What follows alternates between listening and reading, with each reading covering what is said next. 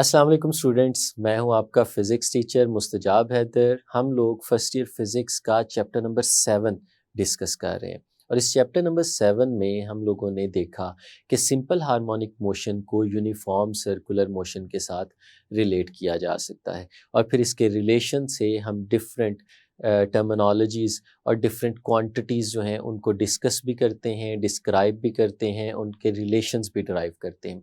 और इसी तरह से आज भी हम अपने इस सिलसिले को कंटिन्यू करेंगे और एक्सेलरेशन को देखेंगे कि किस तरह से हम लोग यूनिफॉर्म सर्कुलर मोशन और सिंपल हार्मोनिक मोशन को रिलेट करके एक्सेलरेशन को कैलकुलेट कर सकते हैं और इसे डिस्कस कर सकते हैं। तो चलें स्टूडेंट्स, चलते हैं अपने लाइट बोर्ड की तरफ और अपने लेक्चर का आगाज़ करते हैं। तो स्टूडेंट्स, हम लोग पढ़ रहे हैं simple harmonic motion and uniform circular motion. हमने सिंपल हार्मोनिक मोशन को यूनिफॉर्म सर्कुलर मोशन के साथ रिलेट किया और फिर इस रिलेशन से ये रिज़ल्ट निकाला कि जब भी कोई object simple harmonic motion execute कर रहा हो या यूनिफॉर्म सर्कुलर मोशन कर रहा हो तो हम इनको रिलेट करके कुछ टर्मिनोलॉजीज़ हैं जिनको बड़ी आसानी से कैलकुलेट कर सकते हैं। हम लोगों ने डिस्प्लेसमेंट को कैलकुलेट करके देखा, हम लोगों ने इंस्टेंटेनियस वेलोसिटी को भी कैलकुलेट करके देखा। अब हम लोग ये देखेंगे कि हम लोग किस तरह से एक्सेलरेशन को भी कैलकुलेट कर सकते हैं। तो वही एग्जाम्पल यहाँ पे आपके सामने मौजूद है कि अगर आपके पास एक vertically suspended mass spring system हो, जैसे कि यहाँ पे नज़र आ रहा है, आपने एक स्प्रिंग के साथ मैस को अटैच किया हुआ है, आप इसको वर्टिकल डायरेक्शन में पुल करते हैं और इसके साथ लगा हुआ पॉइंटर इसके साथ ही नीचे की तरफ आता है और इस पॉइंट सी तक पहुँच जाता है। हम इसको रिलीज़ करते हैं तो ये अपवर्ड डायरेक्शन में मूव करना शुरू करता है। किस वजह से? रिस्टोरिंग फोर्स की वजह से, जो इसे ऊपर की तरफ लेके जाती है।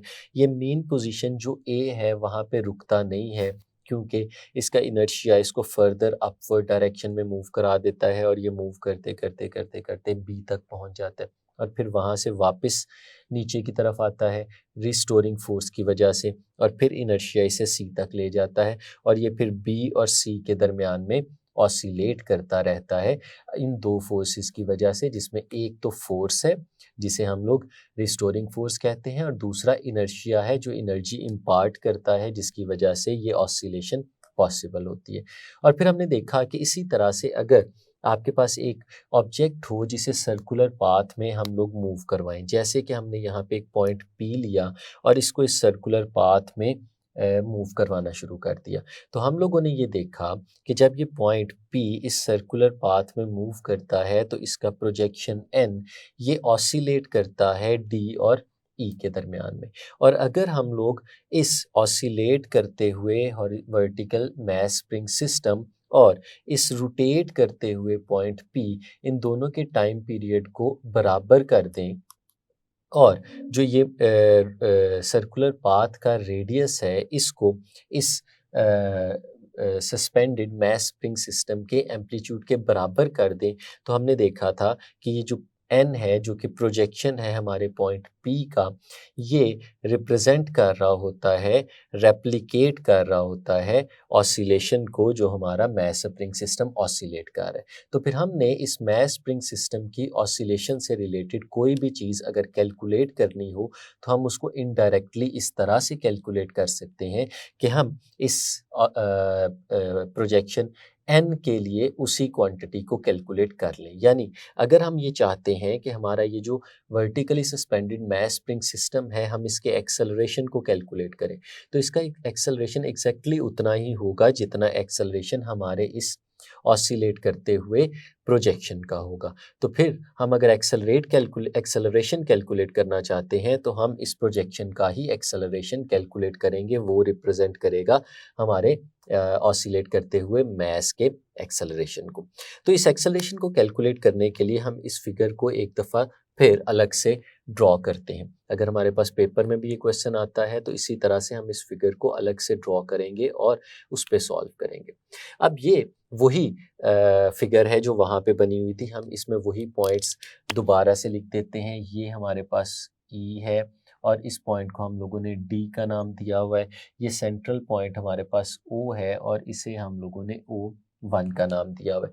और इस वक्त हमें एक डिस्प्लेसमेंट नज़र आ रहा है कि हमारा जो पार्टिकल था वो जो पॉइंट था वो O1 से इस जगह पे आ चुका है। तो इस जगह के लिहाज से अगर हम उसके प्रोजेक्शन की बात करें तो वो प्रोजेक्शन n इस पॉइंट पे मौजूद होगा। और अगर हम इसकी डिस्प्लेसमेंट देखना चाहते हैं तो हमें पता है O से लेके n तक इसकी डिस्प्लेसमेंट होगी, जिसे हम लोग x के साथ रिप्रेजेंट करते हैं। और फिर O से लेके P तक ये जो हमें नज़र आ रहा है ये इसका रेडियस है, और रेडियस हम लोगों ने कंसीडर किया हुआ है वो x नॉट के बराबर है। तो O से लेके P तक x नॉट के बराबर है। अब जो चीज़ हम लोग कैलकुलेट करने जा रहे हैं वो है एक्सेलरेशन। और एक्सेलरेशन हमने किसकी कैलकुलेट करनी है? इस प्रोजेक्शन n की, जो कि हमें अल्टीमेटली एक्सेलरेशन बता देगी हमारे मास की, जो कि ऑसिलेट कर है। अब अगर हम सबसे पहले बात करें इस पॉइंट P की एक्सेलरेशन की, हम लोगों को पता है कि जब भी कोई ऑब्जेक्ट सर्कुलर पाथ में मूव करता है तो उसका एक एक्सेलरेशन होता है जिसे हम सेंट्रीपिटल एक्सेलरेशन का नाम देते हैं। और हमारी फर्स्ट ईयर फिजिक्स के चैप्टर नंबर 5 में वो एक्सेलरेशन हम लोगों ने कैलकुलेट भी की थी, उसका फॉर्मूला भी ड्राइव किया था। फॉर्मूला मैं यहाँ पे आपके सामने लिखता हूँ। हमने पढ़ा था कि सेंट्रीपिटल एक्सेलरेशन को AC के साथ रिप्रेजेंट करते हैं, और वो इक्वल होता है v square divided by r। इसमें जो v है ये हमारे पास उसकी स्पीड होती थी, जिस यूनिफॉर्म स्पीड से वो मूव कर रहा होता था, और जो आर है हमारे पास ये उसके सर्कुलर पाथ का रेडियस होता था। और हम लोगों ने एक रिलेशन और भी सीखा था उसी चैप्टर में, कि अगर आप लीनियर और एंगुलर वेलोसिटीज़ को एक दूसरे के साथ रिलेट करें या उनकी मैग्नीट्यूड्स यानी स्पीड्स को रिलेट करें, तो आपने पढ़ा था कि v is equal to r into omega के बराबर होता है। अगर यहाँ पे आप देखें तो v, अगर हम इस जगह पे एक्सेलरेशन में लिखे हुए v के साथ रिप्लेस कर दें, इसकी वैल्यू को वहाँ पे सब्सटीट्यूट कर दें, तो हमारे पास जो एक्सेलरेशन आएगा, मैं उसे सिर्फ एक्सेलरेशन लिख रहा हूँ, सेंट्रीपिटल एक्सेलरेशन नहीं लिख रहा, बात एक ही है। तो अगर v की जगह उसकी वैल्यू सब्सटीट्यूट करें तो r ओमेगा और इसका स्क्वायर और डिवाइडेड बाय r आ जाएगा हमारे पास। या फिर हम इस तरह से लिख सकते हैं कि a is equal to r square omega square and divided by r, और एक r कैंसिल आउट हो जाएगा, तो एक्सेलरेशन जो हमारे पास है वो आ जाएगा r इंटू ओमेगा स्क्वायर। और इस स्पेसिफिक केस में अगर हम इस एक्सेलरेशन की बात करें तो हम लोगों को ये r हमने एक्स नॉट के इक्वल रखा हुआ है, यानी हमारे जो रेडियस है सर्कुलर पाथ का वो एक्स नॉट के बराबर है। तो हम इस r को उस एक्स नॉट से रिप्लेस कर सकते हैं। तो हमारे पास जो एक्सेलरेशन आएगा वो x not into omega square के बराबर आ जाएगा। ये तो स्टूडेंट्स हमारे पास एक्सेलरेशन का फॉर्मूला आ गया जो इस केस में है। अब देखना ये है कि ये जो एक्सेलरेशन यहाँ पे हमें नज़र आ रहा है, उस एक्सेलरेशन की डायरेक्शन किस तरफ होगी। तो हम लोग जानते हैं कि acceleration is always directed towards the centre, क्योंकि जब भी कोई ऑब्जेक्ट सर्कुलर पाथ में मूव करेगा तो उसका जो सेंट्रीपिटल एक्सेलरेशन है वो हमेशा उस सर्कुलर पाथ के सेंटर की तरफ होगा। तो इसका मतलब ये हुआ कि यहाँ पे भी अगर हम इस एक्सेलरेशन को वेक्टर की फॉर्म में रिप्रेजेंट करना चाहें तो इस वेक्टर की डायरेक्शन P से O की तरफ होगी। ये आपके एक्सेलरेशन की डायरेक्शन को रिप्रेजेंट कर रहा होगा। तो ये एक्सेलरेशन हमारा O P से O की डायरेक्शन में हमेशा सेंटर की तरफ होगा। लेकिन ये एक्सेलरेशन जो है हमारे पॉइंट P का है, हमें पॉइंट P का एक्सेलरेशन नहीं चाहिए, हमें प्रोजेक्शन का एक्सेलरेशन चाहिए। हमें जो एक्सेलरेशन फाइंड आउट करना है वो इस प्रोजेक्शन n का फाइंड आउट करना है, क्योंकि P जो है वो ऑसिलेशन या सिंपल हार्मोनिक मोशन की रिप्रेजेंटेशन नहीं है। जो रेप्लिका है सिंपल हार्मोनिक मोशन का वो हमारा प्रोजेक्शन n है। तो हमें इस n के एक्सेलरेशन को कैलकुलेट करना है। तो कैसे कर सकते हैं? ये जो वेक्टर a आपके सामने यहाँ पे बना हुआ नज़र आ रहा है, मैं इस वेक्टर a को अलग से बना के दिखाता हूँ। ये देखें स्टूडेंट्स, मैंने इसको थोड़ा सा बड़ा भी कर दिया ताकि हम इसको अच्छे से देख सकें। ये हमारे पास एक्सेलरेशन है a। अगर हम ये कहें कि इस एक्सेलरेशन a को इसके कंपोनेंट्स के अंदर रिजॉल्व कर दें, तो हमें पता है कि हम इसको इसके दो कंपोनेंट्स में रिजॉल्व कर सकते हैं, एक इसका हॉरिजॉन्टल कंपोनेंट और एक इसका वर्टिकल कंपोनेंट। तो अगर इसके दो कंपोनेंट्स बनाएं तो मैं इस तरह से एक लाइन ड्रॉ करता हूं जो कि हॉरिजॉन्टल डायरेक्शन में वेक्टर को रिप्रेजेंट कर रही है, और फिर एक मैं लाइन इस तरफ ड्रॉ करता हूं जो कि वर्टिकल डायरेक्शन में इसको रिप्रेजेंट कर रही है। ये दो वेक्टर्स हमारे पास बन गए। अब अगर इन वेक्टर्स को आपने नाम देना है तो सबसे पहले आपको पता होना चाहिए यहाँ पे जो मौजूद एंगल है वो एंगल कितना है। तो इस एंगल को भी हम अपनी ऊपर वाली फिगर से देख सकते हैं। अगर हम ये देखें तो हमारे पास ये जो एंगल यहाँ पे बना हुआ नजर आ रहा है इसको एंगल थीटा का नाम दिया हुआ है, और हम अपने प्रीवियस लेक्चर्स में भी इसको डिस्कस कर चुके हैं, लेकिन दोबारा से आपको बताता हूँ कि अगर आपके पास दो हॉरिजॉन्टल लाइंस कुछ इस तरह से लगी हों और फिर आप एक सर्टेन एंगल पे कोई लाइन ड्रॉ करें जो ऐसे हमें यहाँ पे नज़र आ रही है, तो इस केस में जो अल्टरनेट एंगल्स होते हैं यानी यहाँ पे और यहाँ पे जो एंगल्स मौजूद होते हैं ये एंगल हमेशा इक्वल होते हैं। यानी अगर इधर अल्फ़ा है एंगल तो ये वाला एंगल भी हमारे पास अल्फ़ा होगा। तो इस केस में अगर हम देखें तो हमारी ये फिगर भी कुछ इसी तरह से बनती हुई नज़र आ रही है कि एन पी ओ और O1 में अगर हम जाएं तो हमें कुछ इसी तरह से शेप बनती हुई नज़र आती है। तो फिर अगर ये एंगल यहाँ पे थीटा है तो इसका मतलब है इस एंगल को भी हम लोग यहाँ पे थीटा का नाम दे सकते हैं। तो फर्दर हम कह सकते हैं कि ये वाला जो एंगल यहाँ पे बना हुआ है हमारे पास ये एंगल थीटा के बराबर है। और इसमें अगर हम ये जो बने हैं वेक्टर्स, अब इन वेक्टर्स को कंसीडर करें कि ये कौन कौन से वेक्टर्स हैं। तो हमें पता है कि ये जो एंगल थीटा है इसके साथ जो वेक्टर बना हुआ नज़र आ रहा है ये हॉरिजॉन्टल कंपोनेंट होगा। हमारे पास जो वेक्टर ए लिखा हुआ है ये उस वेक्टर ए का हॉरिजॉन्टल कंपोनेंट है। ये जो एक्सेलरेशन ए है इसका हॉरिजॉन्टल कंपोनेंट जिसे हम ए एक्स कह सकते हैं ये बराबर होगा ए कॉस ऑफ एंगल थीटा के। और इसी तरह ये जो वर्टिकल कंपोनेंट हमें नज़र आ रहा है ये ए वाई है और ये ए साइन ऑफ एंगल थीटा के बराबर होगा। हमें पता है कि वर्टिकल कंपोनेंट हमेशा इन टर्म्स ऑफ साइन लिखा जाता है और हॉरिजॉन्टल कंपोनेंट हमारे पास इन टर्म्स ऑफ कॉस लिखा जाता है। तो ये दो कंपोनेंट्स हमारे पास यहाँ पे आ गए, एक ए वाई और एक ए एक्स। अब क्वेश्चन ये उठता है कि हमने ये दोनों कंपोनेंट्स यहाँ पे क्यों फाइंड आउट किए, इनकी वजह क्या। अगर आप देखें तो ये दो कंपोनेंट्स हैं, एक है हॉरिजॉन्टल कंपोनेंट। हॉरिजॉन्टल कंपोनेंट जो है वो हमेशा रिस्पॉन्सिबल होगा हॉरिजॉन्टल एक्सिस के अलोंग एक्सेलरेशन का, और जो वर्टिकल कंपोनेंट है वो रिस्पॉन्सिबल होगा वर्टिकल एक्सिस के अलोंग एक्सेलरेशन का। यानी ये जो एक्सेलरेशन हमारे इस पॉइंट पी की हमें नज़र आएगी उसके हमेशा दो कंपोनेंट्स रहेंगे पूरे पाथ के अंदर।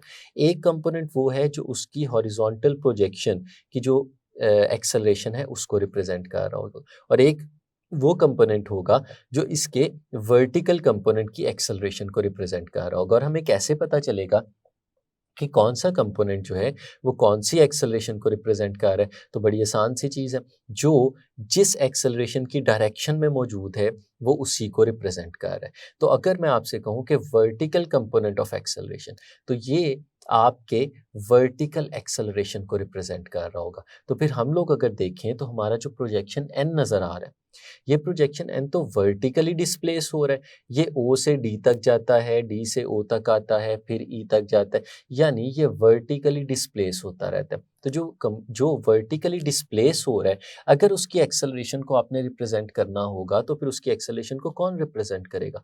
जाहिर सी बात है उसकी एक्सेलरेशन को जो रिप्रेजेंट करेगा वो वर्टिकल कंपोनेंट होगा। यानी अगर हम लोग अपने इस प्रोजेक्शन की एक्सेलरेशन को कैलकुलेट करना चाहते हैं तो जो प्रोजेक्शन की एक्सेलरेशन होगी वो हमारी सेंट्रीपिटल एक्सेलरेशन के y कंपोनेंट से मिल रही होगी। इस चीज़ को हम लोग यहाँ पे लिख भी लेते हैं ताकि हमें याद रहे। The acceleration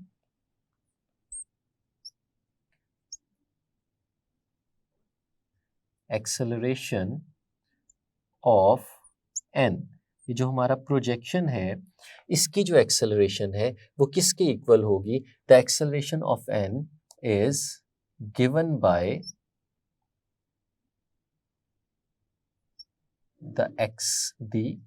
by the vertical component of centripetal acceleration।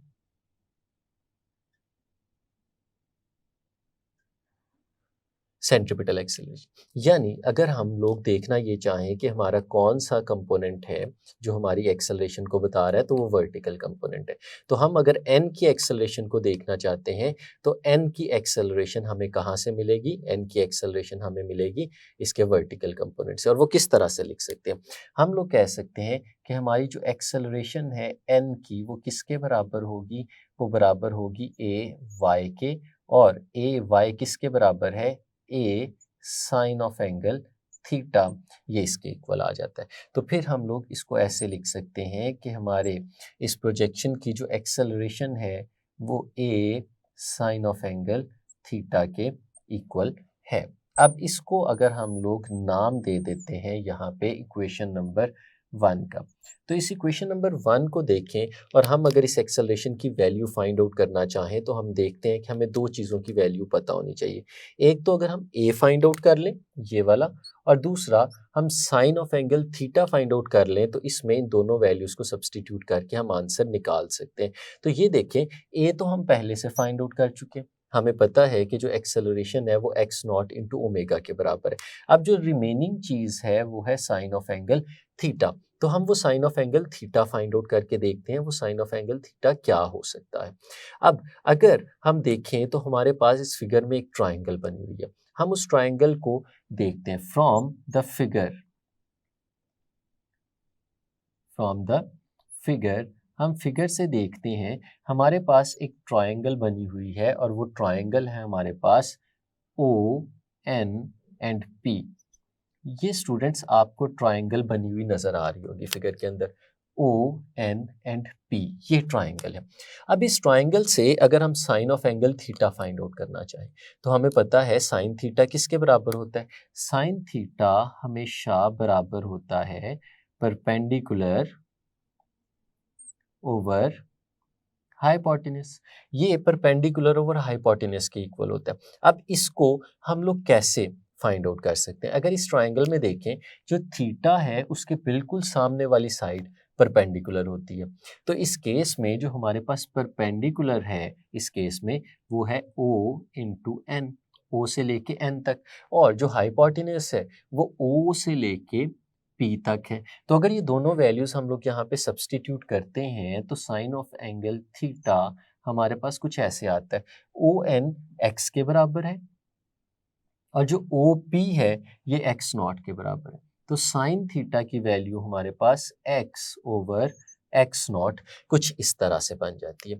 तो इस वैल्यू को अगर हम अपनी इक्वेशन नंबर 1 के अंदर सब्सटीट्यूट कर दें तो हमारे पास जो एक्सेलरेशन है इस प्रोजेक्शन n का वो किसके इक्वल आएगा? ए की वैल्यू है हमारे पास x not into omega square और साथ में साइन थीटा जिसकी वैल्यू है एक्स ओवर एक्स नॉट। तो स्टूडेंट्स हम देखते हैं कि यहाँ पे एक्स नॉट और एक्स नॉट एक न्यूमरेटर में है और एक डिनोमिनेटर में है, हम इन्हें कैंसिल आउट कर सकते हैं। तो जो रिमेनिंग चीज़ हमारे पास बचेगी वो एक्सेलरेशन ऑफ द प्रोजेक्शन वो इक्वल होगी ओमेगा स्क्वायर इंटू एक्स। ये स्टूडेंट्स हमारे पास एक्सेलरेशन का एक बेसिक एक्सप्रेशन आ गया। हम इस एक्सप्रेशन को थोड़ा सा इलेबोरेट करेंगे और कुछ चीज़ें यहाँ पे देखेंगे। मैं इस एक्सप्रेशन को दोबारा से यहाँ पे आपके सामने लिख के दिखाता हूँ। अब मैं इसे ए एन को कुछ इस तरह से लिख रहा हूँ, a n is equal to omega square into x, ये हमारा रिलेशन बन गया। अब इस रिलेशन को इस वक्त हमने मैग्नीट्यूड की फॉर्म में लिखा हुआ है। अगर इसे वेक्टोरियल फॉर्म में लिखें तो हम इसे कुछ इस तरह से लिख सकते हैं कि ए एन जो कि हमारे पास एक्सेलरेशन है वो किसके इक्वल है? ओमेगा स्क्वायर, और साथ में ये जो एक्स है ये डिस्प्लेसमेंट है और इसकी जो वेक्टोरियल फॉर्म है वो मैंने इस तरह से लिख दी। तो स्टूडेंट्स आपको ये समझ में आ रहा होगा कि ये माइनस का साइन हमने क्यों लगाया है। हमने चैप्टर नंबर 2 और पीछे वाले सारे चैप्टर्स में जब भी हम लोग वेक्टर्स को देखते थे और ये देखते थे कि अगर दो वेक्टर्स ऑपोजिट डायरेक्शन में है तो उन दोनों को एक दूसरे से अलग करने के लिए, उनकी डायरेक्शन को एक दूसरे से अलग करने के लिए साथ में हम नेगेटिव का साइन लगा देते थे। अब अगर हम यहाँ पे बात करें कि डिस्प्लेसमेंट और एक्सेलरेशन में क्या रिलेशन है, अगर आप प्रोजेक्शन की एक्सेलरेशन की बात करें तो हमने देखा कि यहाँ पे जो कंपोनेंट है, जब हमारा पॉइंट P इस जगह पे मौजूद था तो इस वक्त हमारे पास जो एक्सेलरेशन का कंपोनेंट जो कि प्रोजेक्शन की एक्सेलरेशन को रिप्रेजेंट कर रहा था वो डाउनवर्ड्स था, और हमें पता है कि डिस्प्लेसमेंट हमेशा अपवर्ड होती है। अगर हम इस एक्स की डायरेक्शन की बात करें तो एक्स मेन पोजीशन से लेके अपवर्ड डायरेक्शन में होगा, और एट द सेम टाइम जो हमारी एक्सेलरेशन है उसकी डायरेक्शन डाउनवर्ड्स है। तो अगर हमारे पास इन दोनों को वेक्टोरियल फॉर्म में लिखा जाए तो हमें नजर आ रहा है डिस्प्लेसमेंट अपवर्ड डायरेक्शन में है और एक्सेलरेशन डाउनवर्ड्स डायरेक्शन में। तो यहाँ पे जब हम वेक्टोरियल फॉर्म में लिखते हैं तो इसमें साथ नेगेटिव का साइन इसीलिए लगाते हैं कि ये आपको बताता है कि ये दोनों चीज़ें आपस में ऑपोजिट डायरेक्शन में है। और ये रिलेशन बहुत इंपॉर्टेंट रिलेशन है। अगर आप इसको देखें तो हम इसमें जो ओमेगा स्क्वायर लिखा हुआ है ये एक कांस्टेंट है। हमने कहा था कि एक यूनिफॉर्म सर्कुलर वेलोसिटी के साथ मूव कर रहा है तो उसमें ओमेगा स्क्वायर की वैल्यू कांस्टेंट रहेगी। अगर ओमेगा स्क्वायर कांस्टेंट होगा और इक्वल का साइन हम इन दोनों को ख़त्म करते हैं तो हम लोग कह सकते हैं कि acceleration is directly proportional to minus x. तो स्टूडेंट्स ये तो बहुत ही इम्पोर्टेंट और बहुत इंटरेस्टिंग ये एक्सप्रेशन हमारे पास बन गया। अगर आप याद करें तो हम लोगों ने जब सिंपल हार्मोनिक मोशन को पढ़ना शुरू किया था तो हमने कहा था कि अगर किसी भी ऑब्जेक्ट की मोशन को आप लोगों ने साबित करना हो कि वो सिंपल हार्मोनिक मोशन है या नहीं तो उसका बहुत आसान सा तरीका है। आप ये वाला एक्सप्रेशन उसके लिए प्रूव कर लें कि एक्सेलरेशन अगर डिस्प्लेसमेंट के डायरेक्टली प्रोपोर्शनल मिल जाए हमें, जैसे कि इस केस में हमें नजर आ रही है, अगर एक्सेलरेशन और डिस्प्लेसमेंट डायरेक्टली प्रोपोर्शनल हो और साथ में नेगेटिव का साइन भी आ जाए जो कि ये रिप्रेजेंट करे कि डिस्प्लेसमेंट और एक्सेलरेशन ऑपोजिट डायरेक्शन में है, तो डिस्प्लेसमेंट हमेशा मीन पोजीशन से अवे होती है। तो अगर नेगेटिव का साइन आ गया तो इसका मतलब है एक्सेलरेशन हमेशा मीन पोजीशन की तरफ आ रही होगी। तो यहाँ से फिर हमें क्या पता चला? हमें ये पता चला कि एक्सेलरेशन डिस्प्लेसमेंट के डायरेक्टली प्रोपोर्शनल है और मीन पोजीशन की तरफ है। तो जहाँ पे ये दो कंडीशंस फुलफिल हो रही हो तो वहाँ पे हमारा object simple harmonic motion execute कर रहा होता है। तो ये तो एक और इंडोर्समेंट हो गई कि जो हम लोगों ने पहले फिजिकली देखा था कि हमारा ये जो पार्टिकल पी है इसका प्रोजेक्शन एन, चूंकि ये एग्जैक्टली उसी मोशन को रेप्लिकेट कर रहा था जो कि मोशन थी हमारे पॉइंटर P1 की, तो हमने कहा था कि अगर P1 simple harmonic motion execute कर रहा है तो फिर N भी सिंपल हार्मोनिक मोशन एग्जीक्यूट कर रहा होगा। तो यहाँ पे हमें क्या पता चला? वही चीज़ हमने मैथमेटिकली भी ड्राइव कर ली कि A is proportional to negative of x। तो इसका मतलब हुआ कि हम लोगों ने यहाँ पे मैथमेटिकली प्रूव कर लिया कि हमारा एक्सेलरेशन और डिस्प्लेसमेंट एक दूसरे के साथ डायरेक्ट रिलेशन रखते हैं और एक्सेलरेशन हमारे मीन पोजीशन की तरफ डायरेक्टेड है। तो इसका मतलब है कि हमारा ये जो प्रोजेक्शन है ये सिंपल हार्मोनिक मोशन एग्जीक्यूट कर रहा है। ये इसका मैथमेटिकल प्रूफ हमारे पास आ गया। तो स्टूडेंट्स ये था यहाँ तक। अब इसमें कुछ स्पेशल केसेस हैं जिसे हमें यहाँ पे डिस्कस करना चाहिए। सबसे पहली चीज़ कि अगर हम एक्सेलरेशन को देखें तो इस एक्सेलरेशन की मैक्सिमम और मिनिमम वैल्यूज़ हमें किस जगह पे मिलेंगी? तो हम लोग एक्सेलरेशन की मैक्सिमम और मिनिमम वैल्यूज़ को देखेंगे और ये वैल्यूज़ हमें ये एक्सप्रेशन ही बताएगा। अगर आप ये देखें तो हमारे पास ये डिस्प्लेसमेंट और एक्सेलरेशन के दरमियान डायरेक्ट रिलेशन है। तो डायरेक्ट रिलेशन का मतलब है कि कोई एक चीज़ बढ़ रही होगी तो दूसरी भी साथ में बढ़ती जाएगी। तो हम लोग क्या कह सकते हैं कि जब डिस्प्लेसमेंट मिनिमम होगा तो एक्सेलरेशन मिनिमम हो जाएगा, और जब डिस्प्लेसमेंट मैक्सिमम होगा तो एक्सेलरेशन भी मैक्सिमम हो जाएगा। तो डिस्प्लेसमेंट मिनिमम कहाँ पे होता है? मेन पोजीशन पे। तो इसका मतलब है हमारा एक्सेलरेशन भी मिनिमम कहाँ पे होगा? At mean position. जब हमारा ऑब्जेक्ट मेन पोजीशन पे आ चुका होगा तो उस वक्त उसका एक्सेलरेशन मिनिमम होगा। और मैक्सिमम कब होगा? Eight extreme position. जब हमारा ऑब्जेक्ट एक्सट्रीम पोजीशन पे होगा तो उस वक्त उसका एक्सेलरेशन मैक्सिमम होगा। तो इस तरह से स्टूडेंट्स हम इस रिलेशन से ये बता सकते हैं कि कहाँ पे एक्सेलरेशन मिनिमम है और कहाँ पे एक्सेलरेशन मैक्सिमम है। और एक और क्वेश्चन भी है जो यहाँ पे आता है और जिसको आपको जहन में रखना चाहिए। क्या सिंपल हार्मोनिक मोशन एग्जीक्यूट करते हुए ऑब्जेक्ट का acceleration through out the path किसी भी जगह पे ज़ीरो हो सकता है?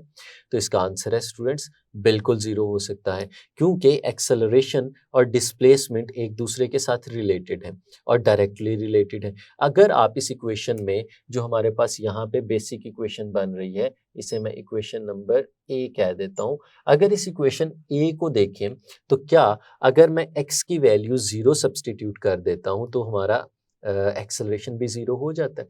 तो बिल्कुल इसका मतलब ये हुआ कि जहाँ पे हमारा डिस्प्लेसमेंट ज़ीरो है तो स्टूडेंट्स उस जगह पे हमारा एक्सेलरेशन भी क्या हो जाएगा, ज़ीरो। यानी हमारा एक्सेलरेशन मेन पोजीशन पे जिसको हमने मिनिमम वैल्यू दी है, ये मिनिमम वैल्यू असल में ज़ीरो होती है। तो स्टूडेंट्स ये था हमारा आज का लेक्चर जिसमें हम लोगों ने देखा कि किस तरह से सिंपल हार्मोनिक मोशन को यूनिफॉर्म सर्कुलर मोशन के साथ रिलेट किया हम लोगों ने, और ये प्रूव किया कि हमारा अगर कोई ऑब्जेक्ट सर्कुलर मोशन कर रहा हो तो उसका जो प्रोजेक्शन होता है वो ऑसिलेट कर रहा होता है और उसकी जो मोशन है वो सिंपल हार्मोनिक मोशन होती है। उम्मीद है आपको इसको अच्छी तरह से समझने में मदद मिली होगी। नेक्स्ट लेक्चर तक के लिए इजाज़त दीजिए। अल्लाह हाफ़िज़।